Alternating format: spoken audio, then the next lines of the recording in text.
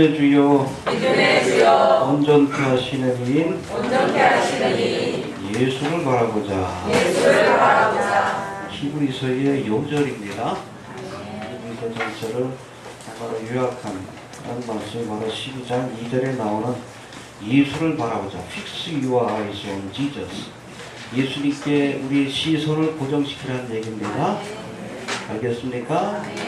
신앙생활은 예수를 바라보는 거예요. 사람 바라보지 마시고 세상 바라보지 마시고 우리의 시선을 누구에게? 그럼 데려가시는 거예요. 간단하죠? 우리 만주 정조할 때 보면 어떻게? 옆에다 이렇게 해놓자. 왜? 앞만 보고 달려요. 예수만 보고 달리시길 바랍니다.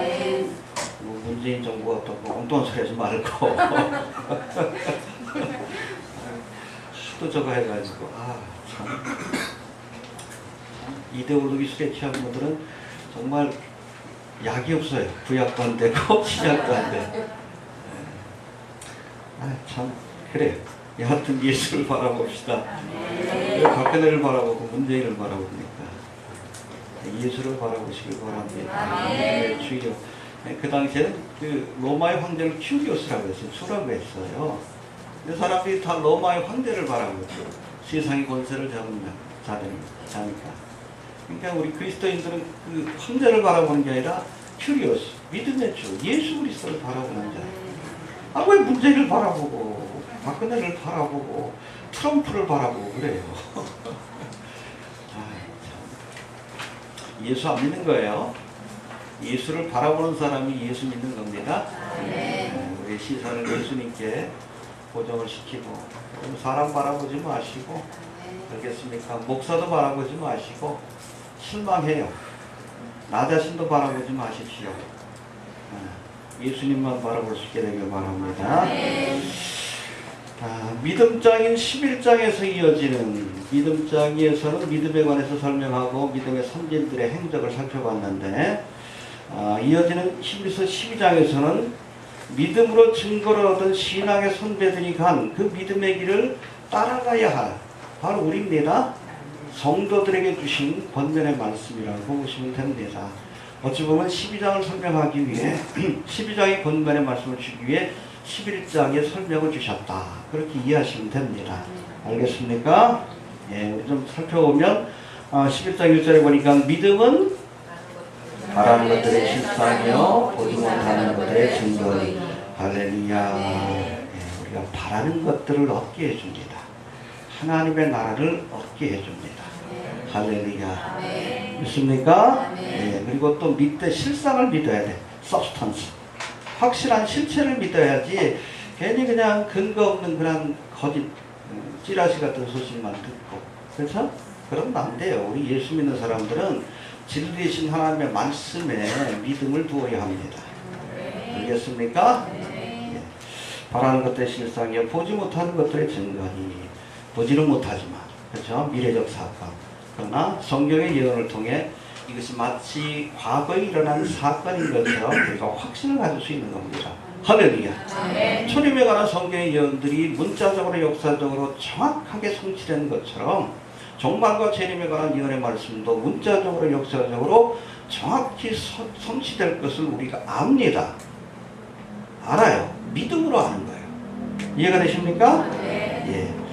선진들이 이로써 증거를 얻었다. 할렐루야. 예. 선진들이 이 믿음을 통해서 하나님 앞에 칭찬과 또 인정을 받았다.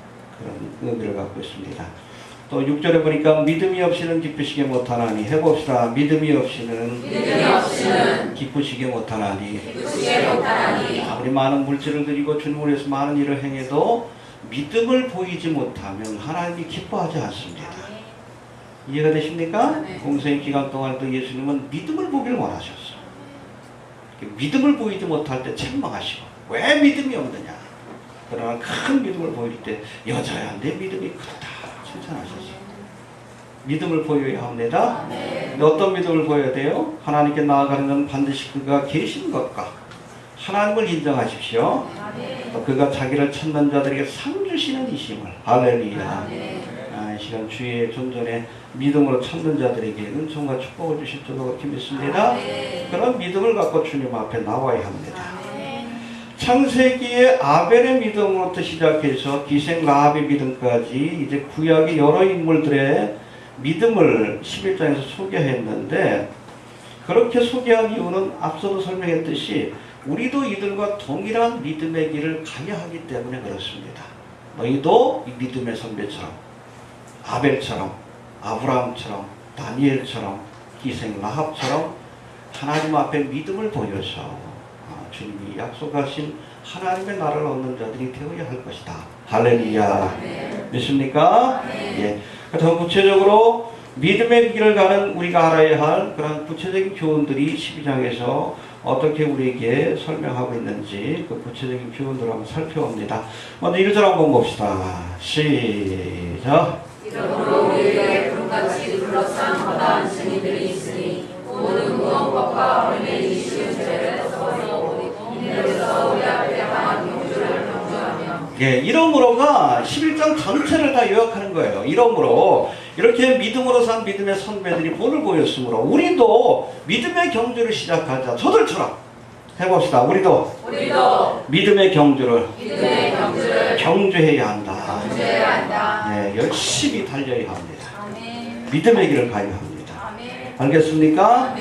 여기서 말씀하시는 구름같이 둘러싼 허다한 증인들은 앞서 11장에 소개한 믿음의 선진들, 많은 믿음의 선진들을 소개했죠. 아벨, 아브라함, 다니엘 여러 사람들을 소개했는데, 이 선진들이 하나의 마치 응원하는 응원단들처럼 구름과 같이 둘러싸서 우리가 믿음의 길을 가는 모습을 지켜보면서 응원한다는 거예요. 할렐루야.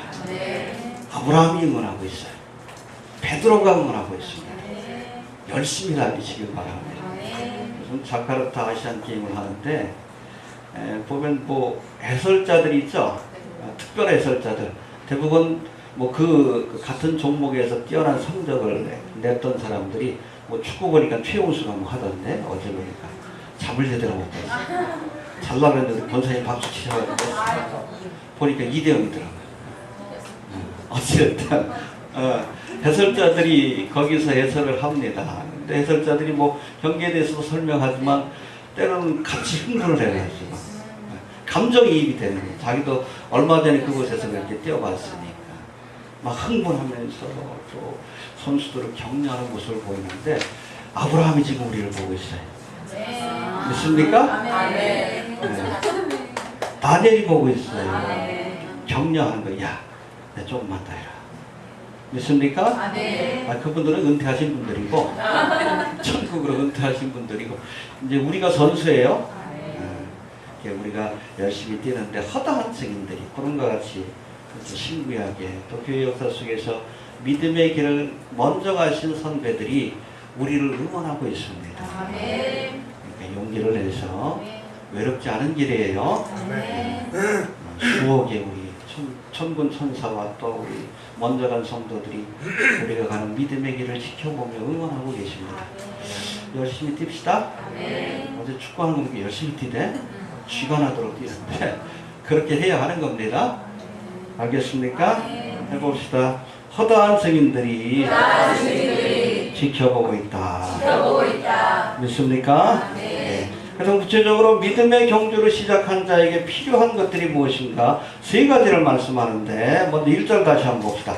시작. 이러므로 우리에게 구름같이 둘러싼 허다한 증인들이 있으니 모든 무거운 것과 은혜를 쉬운 죄를 벗어버리고 이제로서 우리 앞에 강한 경주를 경주하며.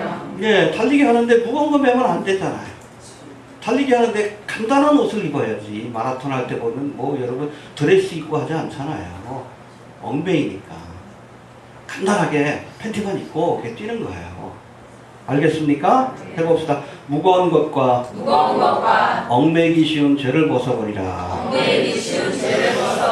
먼저 여기서 말하는 무거운 것은 헬라어로 옹콘이라고 되어 있는데 영어 성경에 웨이트라고 되어 있습니다. 몸무게예요. 체중을 덜어내야 됩니다. 알겠습니까? 찔리시면 저도 좀 찔리네요. 운동선수가 운동을 하는데 가장 크게 방해되는 것이 바로 몸무게입니다. 힘을 측정하는 역도나 이런 것들은 상관이 없지만 일부 종목을 제외한 그 모든 종목은 체중이 가장 큰 문제가 되는 겁니다. 알겠습니까? 그러기에 특별히 달리기 하는 사람들 몸이 이래가지고는 안 되잖아. 필드 경기하는 사람 상관없지만 달리기 하는데 저 같은 사람이 달리면 안 되잖아요. 무릎이 나갑니다. 그러니까 경주를 시작하기 전에 몸을 가볍게 해야 합니다. 할렐루야. 영적인 경주니까 좀 낫네요. 그렇죠? 다행이죠? 해봅시다. 몸무게를 줄여야 한다. 무거운 걸 다 우리가 내려놔야 경주를 경주할 수 있는 겁니다. 믿습니까? 그렇다면 그리스도인들이 믿음의 경주를 하는데 최종처럼 믿음의 행보를 무겁게 하는 것이 무엇일까? 욕심이에요. 욕심, 세상 욕심이. 육신의 정욕과 이생의 다야. 우리를 무겁게 해가지고 전진하지 못하게 만듭니다. 욕심을 덜어내십시오. 세상에 대한 욕심. 늘 얘기라도 대충 삽시다. 목사도 그냥 믿음의 길을 가다가 돈, 명예, 권세, 자식에 대한 삐뚤어진 욕심 때문에 더 이상 전진하지 못하고 배도의 길을 가잖아. 김대만 씨. 그렇잖아요. 그 욕심 때문에 그래. 마지막 때 사역하던 사람도 그냥 쓸데없는 욕심 때문에 엉뚱한 소리나 했었고, 엉뚱한 소리나 했었거든. 왜 그래요? 욕심 때문에 그랬습니다. 세상에 대한 욕심. 솔직해져야 돼.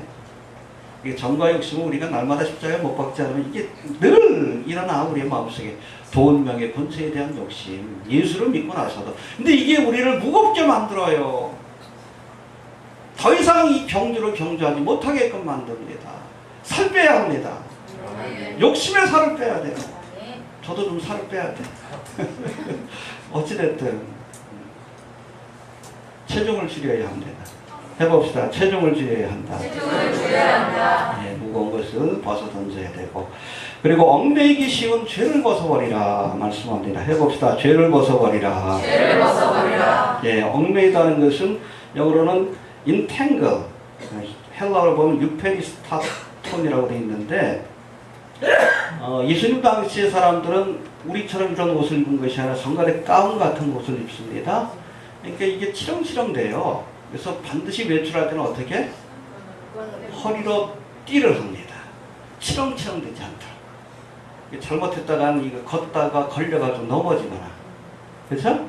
뛰다가 잘못될 수 있기 때문에 이걸 벗어 던지고 우리가 믿음의 경주를 경주해야 합니다. 그래서 원래 고대 올림픽은 다 뻘로 먹고 하잖아요. 여자들은 못 들어갔습니다. 그렇처럼 달릴 수가 없는 거예요. 이해가 됩니까? 얽매이기 쉬운 것들. 죄가 우리가 믿음의 길을 가는데 이것을 얽어맨다는 거야. 인탱글. 우리의 몸을 감싸가지고 실족해 만들고 넘어지게 만들고 전진하지 못하게 만든다는 겁니다. 죄 짓지 않기 위해서 힘써야 합니다. 죄가 있다면 다윗처럼 빨리 회개를 해야 돼요. 왜? 이것이 우리를 감싸서 더 이상 믿음의 길을 가지 못하도록 얽매이기 때문에 그렇습니다. 알겠습니까? 네. 두 번째는 인내로 경주하라 말씀합니다. 1절 다시 한번 봅시다. 시작.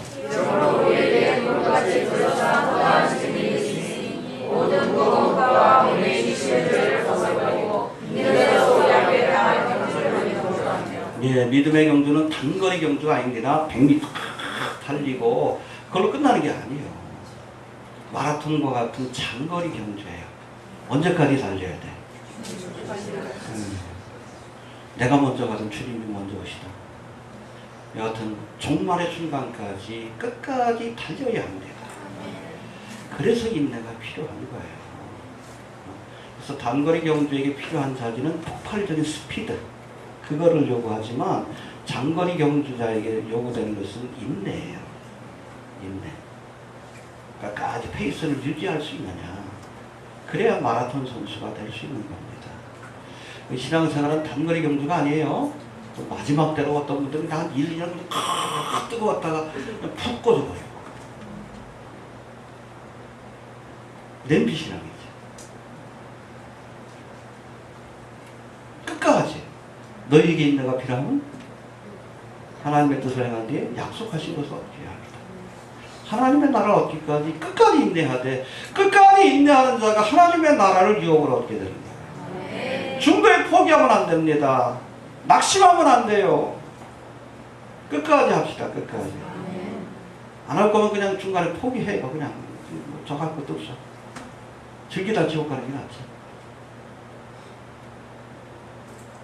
끝까지 갑시다. 옆에 분하고 좀 인사를 합시다. 끝까지 갑시다. 끝까지 합시다. 끝까지 가야 돼. 끝까지. 신앙생활은 처음도 과정도 중요하지 않아. 끝이 중요해. 시작과 과정이 좋아도 마지막에 예수를 부인하면 가론 유다가 되는 거예요. 시작과 과정은 형편없어도 마지막에라도 예수를 바라보면 우평강도처럼 구원받는 거예요. 알겠습니까? 끝까지 갑시다. 끝까지. 인내합시다. 인내로서 경주해라. 끝까지 달리라는 얘기예요. 믿습니까? 그래서 다른 경주들은 뭐 우리가 1등, 2등, 3등 이렇게 등수 안에 들어야지 메달을 주지만 대부분의 마라톤 경주는 완주하면 다 메달을 줘요. 끝까지 달린 것 자체가 의미가 있기 때문에. 신앙생활은 그런 거예요. 멸류관을 주실 겁니다. 끝까지 포기하지 맙시다. 자, 그리고 두 번째, 예수를 바라보라고 말씀합니다. 2절, 우리 요절 말씀 다시 한번 봅시다. 시작.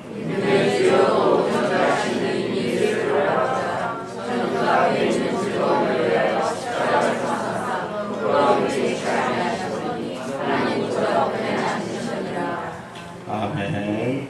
믿음의 주여 또 온전케 하시는 이 예수를 바라보자 말씀하시는데, 사실 이 말씀은 1절과 연결되는 말씀이기도 한데, 믿음의 경주에 임한 자들은 첫 번째 무거운 것과 얽매인 것을 벗어버려야 합니다. 두 번째는 인내로서 우리 앞에 당한 경주를 경주해야 합니다. 두 번째요.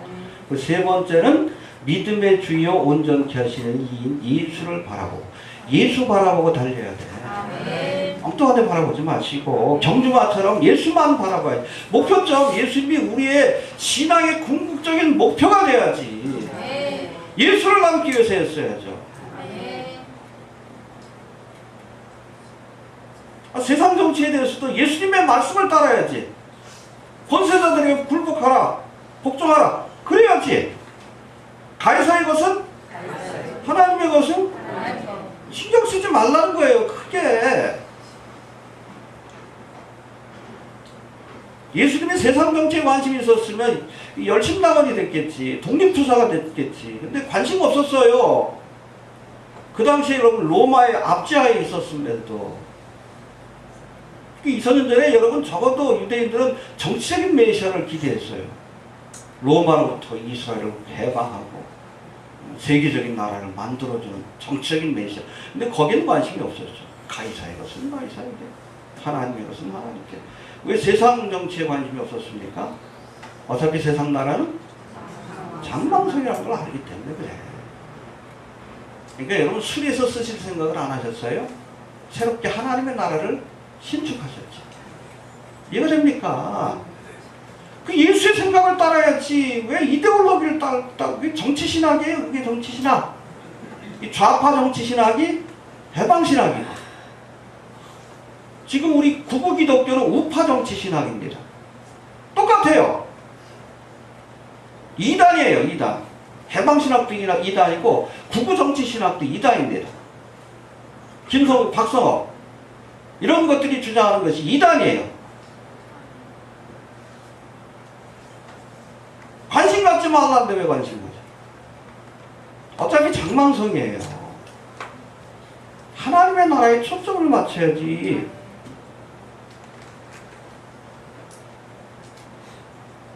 여러분 종말론 가운데 여러 가지를 구분하는데 천년왕국을 기준으로 해서 전천년설과 후천년설, 무천년설이 있어.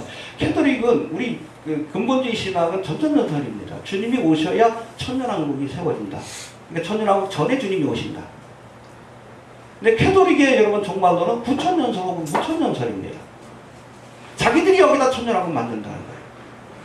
사람이 만든다는 거예요. 그게 바로 정치신학입니다. 이해가 됩니까?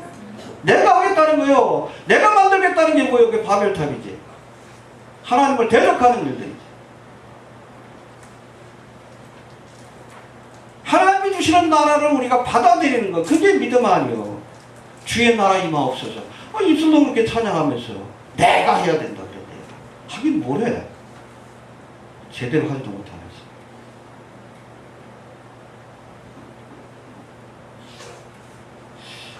뭐 얘기했죠? 아무튼 예수님께 초점을 맞춰야 합니다. 해봅시다. 예수님을 바라봐야 한다. 예수님을 바라봐야 한다. Fix your eyes on Jesus. 고정시키십시오. 예수 말만 들어요. 왜 무슨 교수니 뭐니 어떤 소리 듣지 말고 예수 말만, 성경만 봐. 왜 그것만 봐도 충분하잖아요. 필요하고 충분하지. 왜 엉뚱한 소리 듣고 그냥 문재인이 뭐 한국교회 운명을 쥐고 있는 것처럼. 왜 문재인이 한국교회 운명을 쥐고 있어요? 예수님이 쥐고 있지. 그 문재인 믿는 거지. 김정은이가 뭐 대한민국의 운명을 쥐고 있는 것처럼. 그 김정은을 믿는 거지, 그게. 김정은을 경유하는 거지. 그렇잖아요? 하나님을 경외해야지. 역사의 주관자가 하나님이십니다.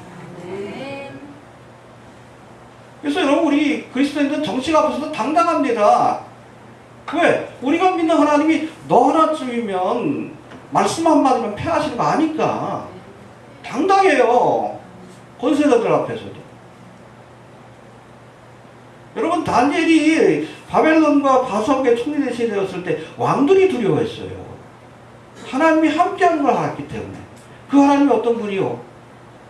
자신을 높이기도 하고 패할 수도 있다는 걸 아는 거예요. 다니엘이 믿는 하나님이. 두려워하지. 두려워하게끔 만들어야지. 왜 문재인을 두려워하고 김정은을 두려워해? 문재인과 김정은이 나를 두렵게 만들어야지. 어떤 하나님을 믿는 거예요? 아니, 답답해. 화가 나요. 성도들을 이렇게 바보로 만든 그런 것들이 자기 정치적인 목적을 위해서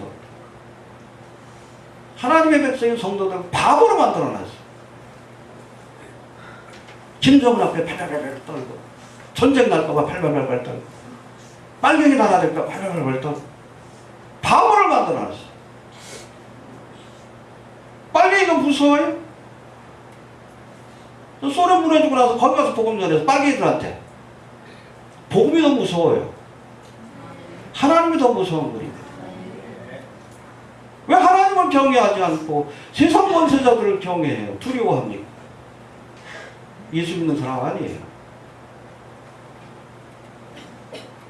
회개하지 않으면 하나님 나라에 이룰 수 없습니다.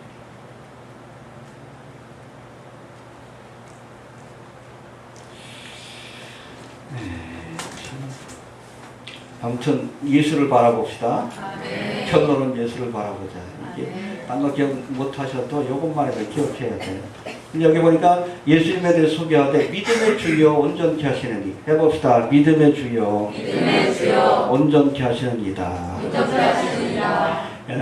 믿음의 주라는 것. 주라는 단어가 헬라어로 보면 아르코라고 되어 있는데, 아르케콘이라고 되어 있는데, 시작한다는 뜻을 가진 아르코라는 단어에서 파생된 겁니다. 그렇게 믿음의 주라는 표현은 예수님이 믿음의 창시자, 선구자, 또 시작하신 분이다. 영어성의 author, 작가, 아무튼 묘한 단어로 사용을 하고 있어요. 여러 가지 이중적인 의미가 있는 겁니다. 해봅시다. 믿음의 창시자가 되신다. 또 온전케 하시는 이란 단어는 헬라어로 텔레오텐이라고 되어 있는데, 테텔레스타이 할 때 그 단어하고도 연결됩니다. 이거는 텔레오에서 파생된 것으로 완성하다, 피니셔, 퍼펙터, 그렇게 해석이 됩니다. 예수님께서 믿음을 시작하시고 완성하시는 분이 두 가지 의미가 있어요. 예수님 자신이 믿음의 선구자요 완성자라는 뜻입니다. 알겠습니까? 그래서 우리가 믿음으로 사는 것이 무엇인가 알려면 예수를 바라보면 돼. 예수님이 믿음의 알파와 오메가가 되시기 때문에 그렇습니다. 또 두 번째 의미는 예수님이 우리가 믿음을 시작할 수 있도록 도우시고 끝낼 수 있도록 도우시는 분이라는 거예요. 이해됩니까? 믿음의 주요 온전케 하시는 일, 믿음의 알파와 오메가가 되십니다. 믿음이 무엇인가 하려면 알파부터 오메가까지 예수를 보면 돼요.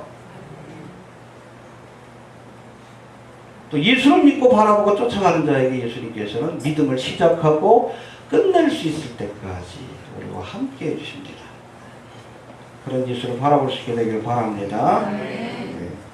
2절 하반부에는 우리가 믿음의 궁극적인 대상으로 바라보아야 할 예수님에 대해서 십자가의 고난과 부끄러움을 참으사 하나님 보좌 우편에 앉으신 분이라 이렇게 소개합니다. 2절 다시 한번 봅시다. 시작. 믿음의 주요 온전케 하시는 이 예수를 바라보자. 저는 그 앞에 있는 즐거움을 위하여 십자가를 참으사 부끄러움을 들이지 아니하시니 하나님 뜻 앞에 앉으시니라. 네, 예수를 바라보되 어떤 예수님? 십자가의 길을 가신 예수님.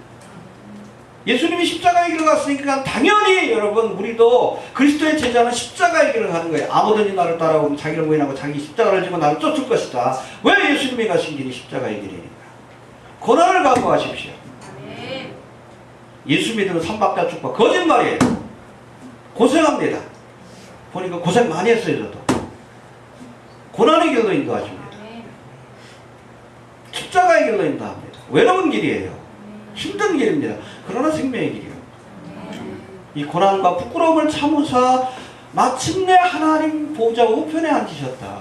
여러분 예수님과 함께 고난의 십자가를 지는 자가 마지막 날 하나님의 나라에서 영광의 멸류관을 얻게 될 줄로 그렇게 믿습니다. 아멘. 이런 예수를 바라봅시다. 아멘. 예, 하나님 주신 영광을 기억하면서 이 땅에서 맡겨주신 사명, 십자가를 지시고 고난을 마다하지 않았다. 예수님과 같이 모두 십자가를 지고 주님을 바라보고 쫓아갈 수 있게 되길 바랍니다. 예. 그리고 세 번째, 주의 징계를 경히 여기지 말라라고 말씀합니다. 믿음의 경주를 경주하는 자들에게 5절 6절 한번 봅시다. 시작. 너희에게 권하는 것 같이 너희에게 경배하신 말씀을 잊었다. 너희가 주의 징계하심을 경히 여기지 말며 그에게 부정을 하기에 낙심하지 말라. 주께서 그 사랑하시는 자를 예, 믿음의 경주를 경주하는 우리에게 때때로 하나님께서 징계하실 때가 있어요. 근데 이 징계라는 단어가 우리는 좀 부정적으로 보는데 원래는 디시플린이라고 해가지고 연단하신다는 뜻을 갖고 있습니다. 할렐루야. 헬라어로는 파이데이아이스라고 되어 있는데 꾸짖다, 교정한다, 징벌과 같은 수단을 통해 교훈하시며 교육하신다. 바른 길을 가더라. 시편에도 보니까 이번 수요일에 설교했지만 주의 지팡이와 나를 안위하시나이다. 할렐루야. 이 목자가 쓰는 도구가 두 가지가 있어요. 지팡이와 막대기. 막대기는 뭐하는 뜻이에요? 패 죽이려고 쓰는 거예요. 늑대나 사자나 사나운 짐승들, 대적들을 패기 위해서. 지팡이는 어디였습니까? 양대기 그릇 땡기러 갈 때, 잘못 땡기러 갈 때, 이게 뭐 낭떨어진대. 야! 툭툭 치는 거예요. 이게 징계예요. 사랑하시니까 징계하는 거예요. 우리가 그릇 땡기러 갈 때, 여러분 막대기는 죽으라고 팹니다. 지팡이는 죽으라고 패는 게 아니에요. 살라고 징계하시는 거예요. 툭툭 치는 거예요. 야! 거기 가면 안 돼. 거기 가면 안 돼. 왜 엉뚱한 데 가냐? 툭툭 치는 거예요. 낭떨어진데 왜 그쪽 가? 그게 하나님의 징계인데 사랑하시니까 징계하시는 거예요. 징계가 없으면 사생자다, 버린 자식이다, 우리 그렇잖아요. 어? 똑같이 잘못해도 내 자식은 혼내지. 왜? 왜 그래? 내 자식이니까. 남의 자식이 그냥 돼. 왜? 남의 자식이니까.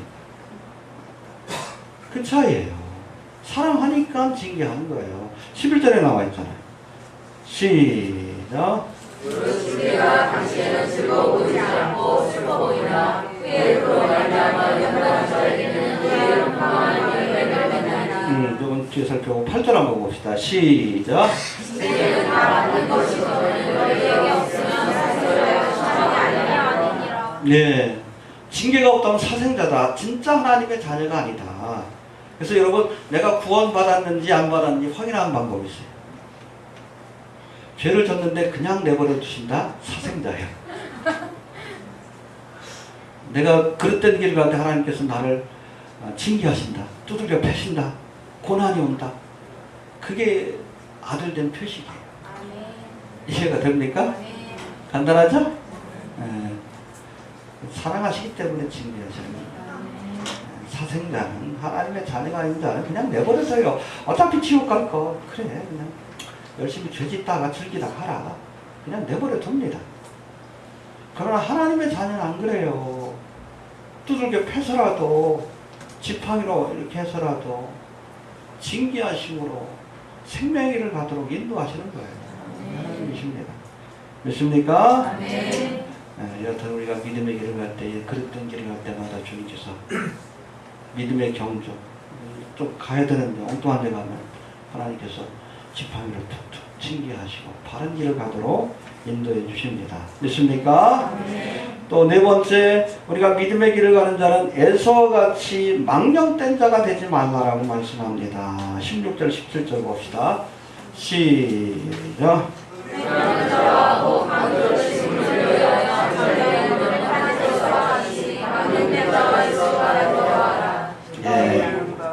예. 17절 봅시다. 시작. 너희 아름과 같이 저가 그의 축복을 기업으로 받으려고 눈물을 흘려 구하되 버림받아 되어 회개할 길을 없이 못하였느니라. 예. 이삭의 첫째 아들로 태어났지만 동생인 야곱에게 팥죽 한 그릇의 장자권을 팔아넘긴 이 에서는 신령한 것들에 대한 가치를 모르는 세속적인 인간의 전형적인 인물로 그려지고 있습니다. 알겠습니까? 오늘 본문에서도 이 에서를 한 그릇 식물을 위하여 장자의 명분을 판 에서와 같이 망령된 자가 되지 말아라.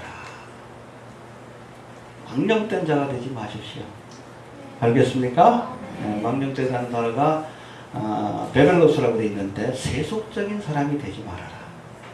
즉 예수를 믿으면서도 신령한 하나님의 나라, 영적인 것에는 관심이 없고 맨 세상적인 것만 관심이 있어요. 정치에 관심이 있고 돈 버는 데 관심이 있고 그게 바로 에서요. 에서. 여러분 히브리서 11장에 등장하는 여러 인물들, 아벨로부터 쭉 여러 인물들이 나오잖아요.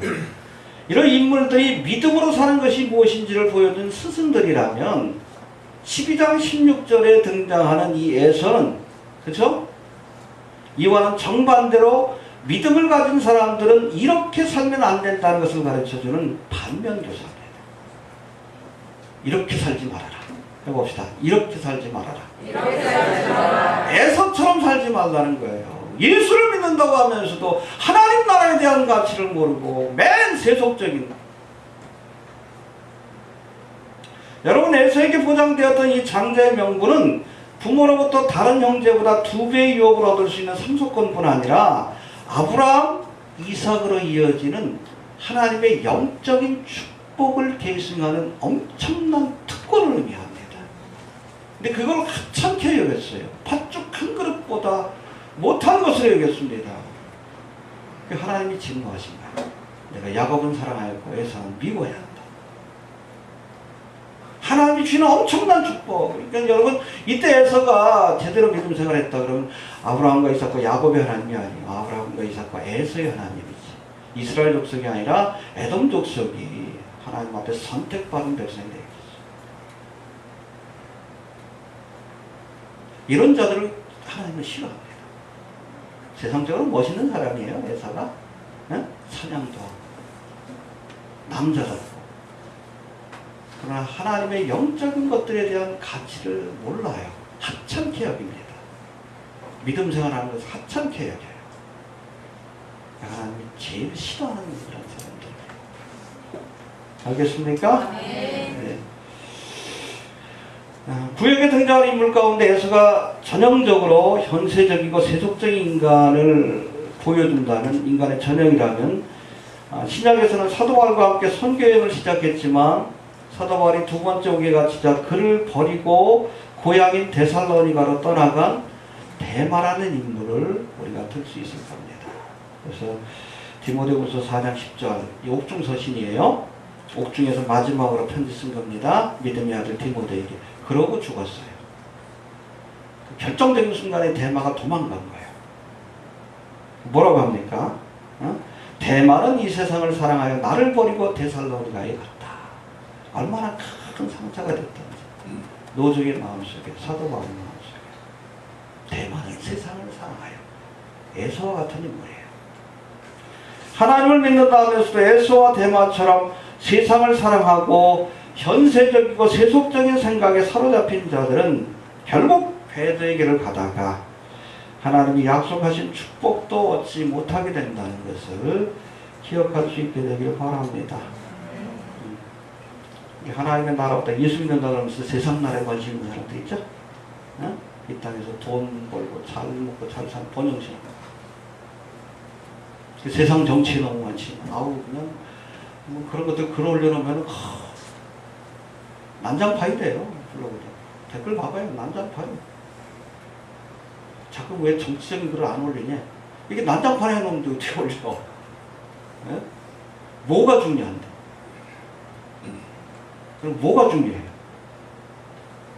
지금 마지막 때를 사는 정도로서 한반도의 운명이 중요합니까? 여러분 하나님의 예언의 역사가 이루어지고 있는 중동의 상황이 중요해요.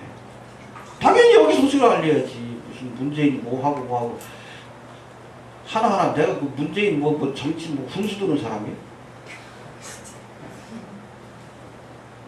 비열 하나님이 심판하시겠죠. 박근혜도 심판받았잖아. 그릇된 길을 하나님 심판하시겠고, 뭐 그래도 뭐 그릇된 길을 가는 것보다 잘하는 게 많다 생각하면 그냥 내버려 두시겠지. 하나님 세우셨으니까 하나님 패하시겠지.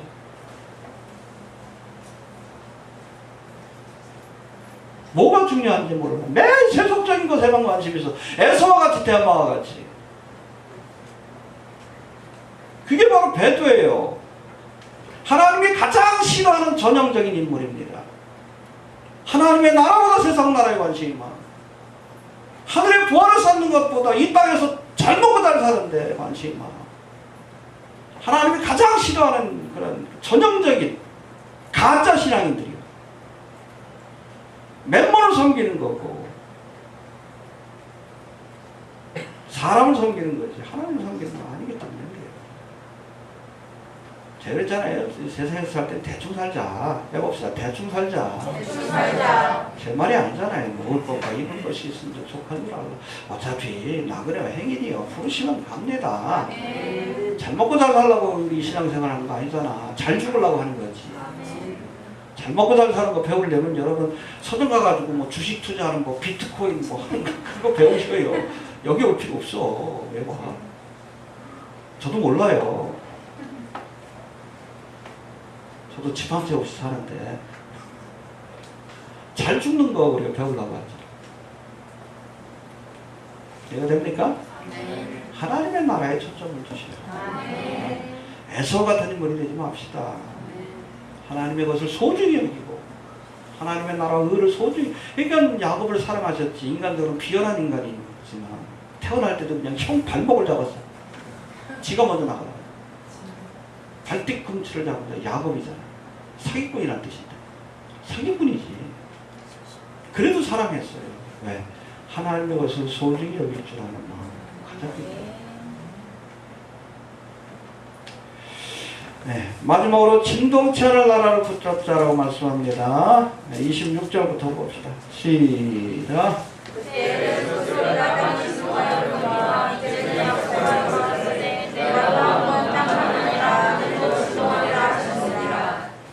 이 또한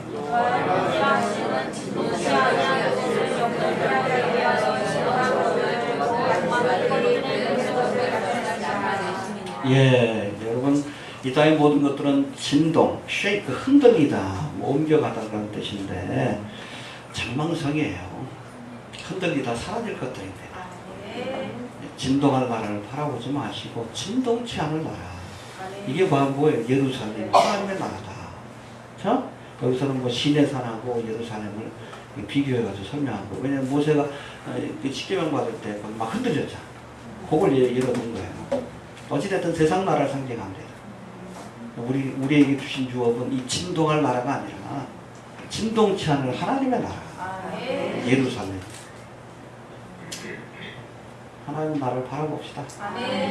왜냐하면 믿음의 우리가 최종적인 경주의 도착지가 바로 여기이기 때문에요. 알겠습니까? 아멘. 달릴 때는 예수님을 바라보고 달리는 겁니다. 아멘. 가다 보면 우리가 이 진동찬을 하나님의 나라에 이르게 되는 거예요. 양이 목자를 쫓아가다 보니까 마침내 여호와의 집에 이르게 되는 거예요.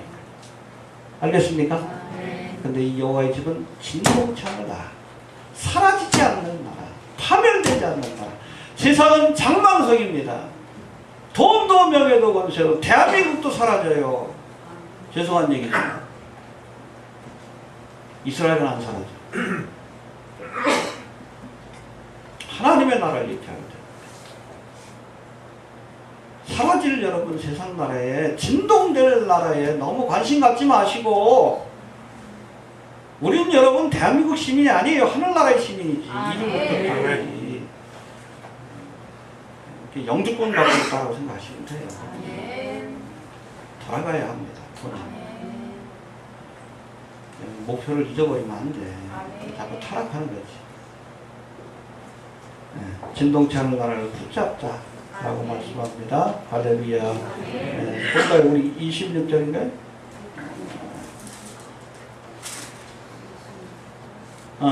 28절 봅시다. 28절 시작. 그러므로 우리가 조금씩 나라를 받았은즉 의를 받잖아. 이로 말미암아 그런가 그도로 하나님 주께 섬길지니. 네, 여기서 은혜를 받자는 말씀이 에코멘 칸이라고 되어 있는데, 은혜를 붙잡자. 하나님께서 진동찬을 나라를 우리에게 은혜로 주셨습니다. 은혜의 선물로. 이걸 끝까지 붙들고 놓지 말자는 거예요. 알겠습니까? 이것이 그 무엇보다도 값진 보화요 진주가 되기 때문에 주신 것 놓치지 마십시오. 에서처럼 팥죽한 그릇에 팔아넘기지 마시고, 세상에 돈 명예 권세 때문에 하나님 주신 이 진동찬을 나라를 팔아먹는 자도 되지 마시고 끝까지 붙드시길 바랍니다. 정리합니다. 믿음의 선진들처럼 우리도 믿음의 경주를 경주해야 합니다. 그분들은 은퇴하신 분이고 우리는 현역이에요. 현역. 알겠습니까? 열심히 경주하십시오. 지켜보고 계십니다. 응원 소리 들리죠? 응원 소리 안 들립니까? 열심히 다니시길 바랍니다. 믿음의 창시자의 완성자이신 예수님을 본으로 삼아 예수님을 픽스, 지선을 고정시켜야 돼요. 인내로서 경주하며 하나님의 징계를 기쁨으로 여기고 팥죽 한 그릇에 영적인 축복을 팔아넘기는 자가 되어서는 안 될 줄로 그렇게 믿습니다. 이렇듯 끝까지 인내함으로 믿음의 경주를 완주한 자에게는 영원히 진동치 않을, 사라지지 않을, 파멸되지 않을 하나님의 나라가 주어지게 될 줄로 그렇게 믿습니다. 알겠습니까? 네. 네, 여러분 11장은 12장을 설명하기 위한 거예요. 우리도 이 믿음의 경주를 아브라함처럼, 이삭처럼, 야곱처럼, 다니엘처럼 믿음의 경주를 잘 완주해서 마침내 하나님의 나라에 이룰 수 있는 그런 성도들이 좀 되시길 바랍니다. 잠깐 한번 기도합니다. 하나님을 감사합니다. 이 아침에도 우리에게 귀한 말씀을 통해